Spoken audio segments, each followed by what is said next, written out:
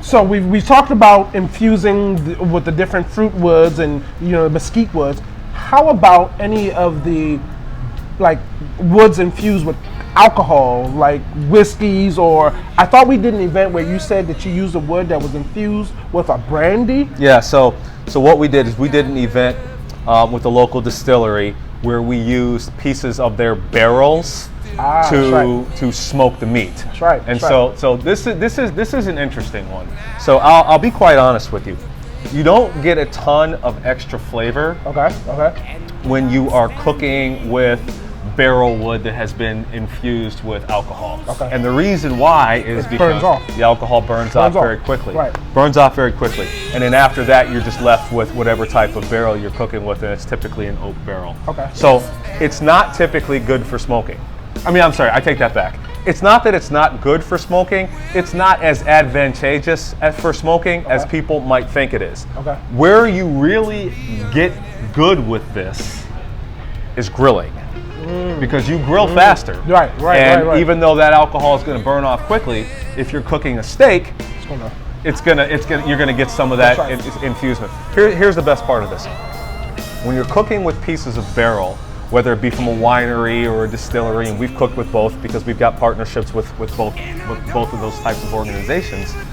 When you're cooking with this, it's really a parlor trick.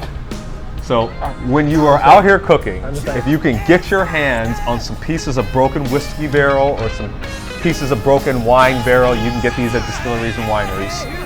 When you go out there and you're going to cook your steaks for your friends, you make sure everybody's outside and let them watch you throw these chips, these soaked barrel chips, onto your fire, on top of your charcoal.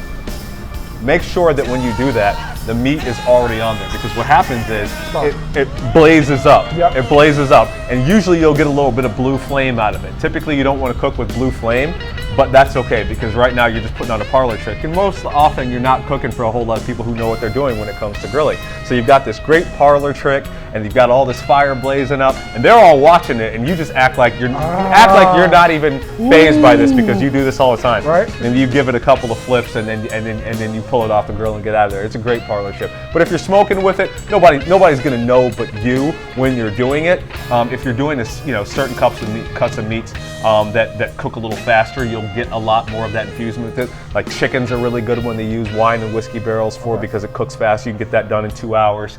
Cooking ribs, you can get that done in 3 to 4 hours, and they take on that first hour with the burn off, and you'll get a little bit of that on it. But if you're cooking a brisket that's going to take you 15 hours, that 30 minutes of smoke off those whiskey barrels with that infusement, from the alcohol is not going to make a difference to the interior of the meat, but the exterior of your steak, it makes a big difference. And when I'm looking